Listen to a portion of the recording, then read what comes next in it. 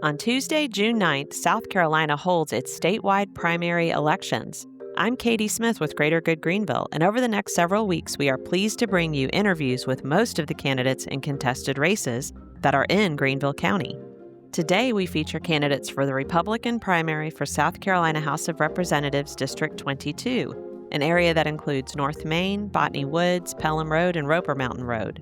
Whichever candidate wins the Republican primary in June will go on to face Democratic candidate Josh Kendrick on the November 3rd ballot. But first, a quick primer on why primaries are so important. The statewide primaries are when political parties choose their candidates to be on the ballot in the general election on November 3rd. This primary on June 9th will be for important offices like State House of Representatives, Governor, State Superintendent of Education, Congress, and one of our U.S. Senate seats, and our Greenville County Council. Some of these primary races will determine the winner in November because no one from a different party has filed to run, meaning that practically speaking, the June 9th primary is the election. In South Carolina, we don't register to vote by party, and all primaries are open, meaning you're free to vote in either the Republican or Democratic primary ballot. Of course, there are other parties, but they don't have a primary in our state. We did an episode that explains how all this works, and we'll link it in the show notes for you. If you want to see which district you live in and who will be on your ballot, you can check out the links on the episode page for a sample ballot from the South Carolina Election Commission. All of the details on how these interviews worked are at the end of the episode and in the show notes. But in short, know that each candidate had the same 3 questions and 10 timed minutes to respond. To find links to each candidate's campaign information, please check the show notes. For this episode, we are joined by Republican primary candidates Randolph Chuck Rhode and Paul Wickensimer. First up alphabetically is Chuck Rhode. I'm pleased to be here with Chuck Rhode, who is running for South Carolina House District 22. Thanks so much for being here, Chuck. Well, thank you for the invite today, Katie. I feel very blessed to be on this radio show today. Randolph Chuck Rhode Jr. here, candidate for District 22, South Carolina, in the Republican primary State House of Representatives. Great. Well, tell us about yourself and why you're running for this office. Well, first and foremost, I'm a follower of Jesus Christ. I'd also like to credit all my abilities and accomplishments to God. Without God, I would not have anything, including the ability to run in this election. I'd like to credit being saved to my new perspective and outlook on life. It's never too late to find Christ. Jesus died on the cross so we can be forgiven for all of our sins. I'd like to invite anyone to attend a Bible-based church and check it out. I credit the ministry at Calvary Chapel Greer, led by Pastor Randy, in my continued transformation. Win or lose this race, I am confident in God's plan and what the future it has in store for me. A little bit more about me. I was born in a small town of Sandusky, Ohio. My mother proudly served in the United States Air Force, which brought us to Nellis Air Force Base in Las Vegas, Nevada. Throughout the years, the culture of Las Vegas has changed. In the mid-1980s, it was a fairly conservative area. I also do want to note that tourism in the Las Vegas Strip and downtown area does not represent a majority of the Las Vegas Valley. Throughout the years in growth, conservative values shifted, prompting me to move to Knox County, Tennessee, a county where we had the most amazing mayor, Glenn Jacobs. 4 years later, a career advancement opportunity relocated me to beautiful Greenville, South Carolina. The past 4 years, I have called Greenville home and very much adore upstate Carolina, specifically like-minded people that have called this area home for years, and like-minded people also have relocated to other areas of the country, from other areas of the country to beautiful upstate Carolina, and now call South Carolina home. I like to apply my business and common sense acumen to South Carolina politics. Also, I personally consider this a plus. A majority of my drafts of plans and actions are based off President Donald J. Trump's executive order signed during his second presidency. I feel blessed that God has given me these gifts and hope to share these gifts with my constituents. I also have detailed draft plans posted on my website if anyone would like to check them out. Thank you. What do you believe are the biggest issues facing constituents? Well, I would like to answer these as state level issues. I can address that I am going to be able to address, and not federal issues for which I believe I have limited to no power to make an impact. The ones I'm going to go over today are education, taxes, which I believe most believe that they're higher than they should be, government efficiency and spending, judicial reform, and maintaining and improving roads. I have multiple full plans of action available on my website for viewing. Thank you. What would be your priorities if elected? Well, I definitely want to go over some of the previous items I have mentioned. Unfortunately, the South Carolina public education system in whole has failed to live up to expectations. We recently passed some legislation that partially addresses the issues in the education system by establishing an education scholarship trust fund for 10,000 of South Carolina's youth. It does increase to 15,000 students within a year, but also it retains income requirements and percentage-wise to the student population assisted still falls short of expectations. For the 25-26 school year, the South Carolina Revenue and Fiscal Affairs Office have an estimated of $21,336 per pupil for public schools. This number lowers to $12,884 for charter schools. This information is available online, and I actually was able to link this to my website if you'd like to check it out. Why are we primarily utilizing an option that has been proven less advantageous for the children and is ultimately less cost effective?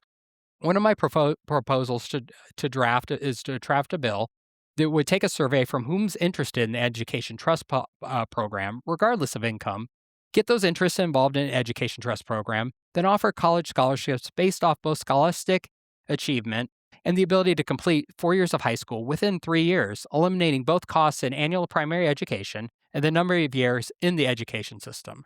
Regarding education, here's my personal story. I grew up with a single mother who worked extremely hard to support me, with limited supervision at times. The extended times I had mostly on my hands during the summer months would cause either laziness or getting myself into trouble with friends. Offering the accelerated program, which would give children a few weeks off for vacations, would help the parents consistently having their children at school, acquiring knowledge, and continuing to keep our students' minds sharp during the summer months, while ultimately saving money for the state. Those savings could go towards scholastic achievement scholarship programs for students in post-secondary vocational school or college education, ultimately helping both the students and the parents. I do have a more detailed plan of this available on my website. Regarding government efficiency, most South Carolinians believe that there is room for improvement in efficiency in the city governments, county governments, and state agencies. From a business perspective, unless you have to make snap decisions, as we did during DOGE, it is best not to. Obviously, there are 1 to 2 programs that could be eliminated without review, but that's not in the majority. What I'd like to do is work with our future governor on some legislation creating a new Department of Efficiency, for which our primary key performance indicator would be to decrease each municipality and state agency's spending by 5 to 10% annually. The individuals working for this department would be incentivized by a bonus structure, finding more efficient ways to operate. Some departments could possibly see additional decreases in funding, and some, in my opinion, like law enforcement, could see increases in funding. Overall, lowering 5 to 10% annually should be an obtainable goal. Regarding property taxes, amending the current tax system of 4% for primary residences and 6% for secondary residents to a 3% primary residence, 10% secondary residents to dissuade Wall Street investors from purchasing properties from hardworking South Carolinians. Judicial reform, changing the South Carolina Constitution to allow elections of judges opposed to the current system of appointing judges. This may take a while to change the Constitution of South Carolina, but it would be well worth it. Maintaining and improving road conditions. Unfortunately, the South Carolina Department of Transportation has failed to live up to the standards that most South Carolinians find acceptable. I have a draft plan to hold whoever is servicing these roads civilly responsible. It is kind of funny how quickly things get done when accountability comes into play. I have detailed plans on my website, makeamericabuffagain.com. I pray everything that will happen is in God's will and wish everyone, honestly, even if they don't agree with me, to have an amazing day and God bless. Well, thank you so much for joining us, and thank you so much for your willingness to serve. Thank you so very much. I appreciate you having me on, Katie. Next up is Paul Wickensimer. I'm pleased to be joined by Paul Wickensimer, who's running for re-election for House District 22. Thanks so much for joining me, Paul. Thank you, Katie. Good to be with you. Tell us about yourself and why you're running for this office. I spent many years in public service, and it's really been an honor to do that. I first had an opportunity to be on county council for several years and then served as clerk of court for the county. And I've really enjoyed public service, just working with people, try to find solutions to issues that come up, and just to try to cut through the red tape for people and get them through to a department that'll help. Those kind of things have been very rewarding over the years. And when I left the courthouse, I thought that was it, and I was retired and no more. But this opportunity came along, and I thought, well, maybe I'm not done yet. So that's why I'm running, just to be of service, to try to add value, and that's why I'm running, and that's why I'm seeking reelection. Thank you. What do you believe are the biggest issues facing your constituents? I think the population growth that we see in the community is a big thing. I think, as I go door to door, people are concerned about that. All the folks that are coming in. South Carolina is up to about 5.5 million people. We're one of the fastest growing states, of course, in the country. So with that population growth is the road issue. People were concerned about the condition of their roads and, turn lanes and additional lanes and road construction, things like that. Also, I hear about infrastructure issues to make sure that our water and sewer needs are met. Another thing that it's kind of interesting that I think that I hear about from people in the community too is, what is truth? As our newspaper is reducing in circulation every year, and a lot of chatter that goes on in talk radio, and you see things on the internet, and a lot of times you'll get texts sent to you like this or that or the other. I had one just this week that somebody sent out a text that said that Paul Wickensimer doesn't care, and you don't know who the group is that sends it out. You don't have a way to contradict that. I try to send out a newsletter almost every week to my constituents via email to let them know what's going on, and also post that on my Facebook page. But you want people to know what's going on. You want them to know what the truth is, and you want them to know what the true issues are in Columbia without filters or some outside group doing that. So I think that's one thing that people wonder about. What is going on? What's happening really in our state government, and what are you doing, and what are others doing to make a difference and to solve these issues that are before us in our state? Thank you. What would be your priorities if reelected? Of course, dealing with the roads and infrastructure. In the budget that the House passed this year, we included an extra $500 million in the road improvement program above and beyond what we'd already done.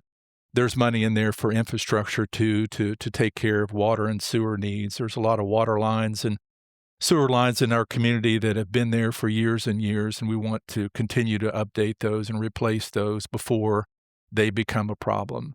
Of course, taxes, we've been dealing with that. We passed a bill in Columbia. The governor signed that recently that will reduce the state income tax, but there's still more that needs to be done. There's a bill that's pending in Columbia for homestead exemption change there. We're at $50,000 right now, so the first $50,000 of property value for a person 65 or older is excluded from property taxes. And so the thought is, with the way that inflation has taken place and the value of homes, it would be great to increase that. So the bill that's pending would increase the homestead exemption from $50,000 to $150,000. So that would make a difference about $600 to $700 a year for seniors. Those that are living on a fixed income, maybe those that are just living on Social Security alone, that's a big, big deal with the cost of, gasoline going up, the cost of food going up. That's something that I'm really hopeful that could take place. I want to continue to support our teachers. We've been able to increase their salaries for the last several years. The last couple of years that I've been in Columbia, we've done that. This year, the House increased the starting salary for teachers up to $50,500, and that was a goal that the governor had to get that over $50,000, and certainly the House went along with that. So we're hopeful that we can continue to increase the salary so we can attract and retain quality teachers. I think that's very important to our educational system.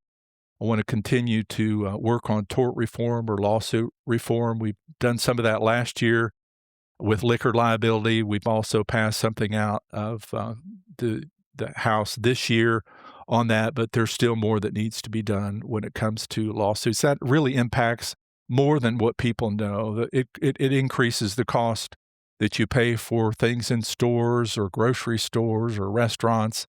because of the way that some people take care, or some people are involved in frivolous lawsuits. So that's something we want to work more on that. I've been privileged last year and this year to serve on the Judiciary Committee. We've been working on new drug laws, laws that protect children from internet issues, and that's been a big thing that I want to continue to work with on that. So basically, in the place where I am, I'm on the Judiciary Committee, as I say. I also serve on the House Efficiency and Oversight Committee. We review state agencies, take a look, ask questions about what goes on to see if we can figure out ways to do things better, and just to bring some common sense questions to what goes on in some areas that we review. It's almost like an audit committee. So if reelected, I hope to continue to serve on that committee. It's been beneficial to get to know some of what goes on in some of the state agencies, to ask questions, and I think I've been able to bring some good questions forward from maybe some of my past experiences there. And another thing that comes to mind, too, is I want to continue to work on electing good judges. In South Carolina, the General Assembly elects the judges each year, and I think overall we have some pretty good judges. But from being in the court system for a number of years, I know how important it is to have good judges, whether it's a family court judge, a circuit court judge, a state court of appeals, or even the state Supreme Court. So I've been very diligent in talking to those judicial candidates, and I think folks really are surprised that I have such an interest in it. Some of my colleagues think, well, why do you care about that so much? And I said, it really impacts us in such big ways. We just need to make sure that we have the best judges that's possible, and make sure that we get to know them, understand their judicial temperament, make sure that they have a knowledge of the law, and to make sure that they're not going to make law, that they're going to be there to interpret the law. So that's something that I've taken seriously. And one last thing that I wanted to mention, too, is the magistrate system. That's something that we've taken a look at this year. I would like for us to work to reform that. That's something that the Chief Justice of the State Supreme Court has had on his to-do list as well. The magistrate system is basically a small claims court for the state.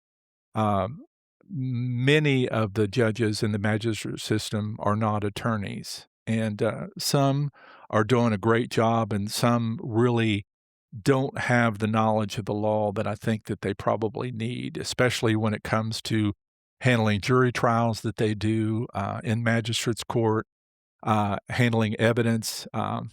There's been some cases where appeals have taken place because of those that maybe don't have as much knowledge of the law. The way it is right now, the magistrates are appointed by, or they're recommended by a state senator, and then they're appointed by the governor. So that's one thing that we want to continue to work on, is a reform in the magistrate system in South Carolina. Well, thank you so much for joining us, and thank you for your willingness to continue to serve. Thank you. My pleasure to be with you. Thank you for having me. Thanks for listening to the candidates. Here is more detail on our process. All candidates received the same 3 questions at the time of their invitation to join us shortly after the filing period closed, and they were given 10 timed minutes for their interview. Candidates were allowed to bring along a companion, such as a campaign manager, family member, or friend, and to record our session themselves. There were no edits made to the interviews. We've put links to the participating candidates' preferred internet presence on the episode page. Hi, Simple Civics Greenville County listeners, Nathaniel here. If you've made it this far, then we think you'll really love our newsletter. Sign up for bonus content, updates, and more right in your inbox. Look for the link in the description that says newsletter to sign up, or visit us at simplecivicsgreenvillecounty.org. Find the link in the menu that says newsletter and sign up there. We'll see you again next week.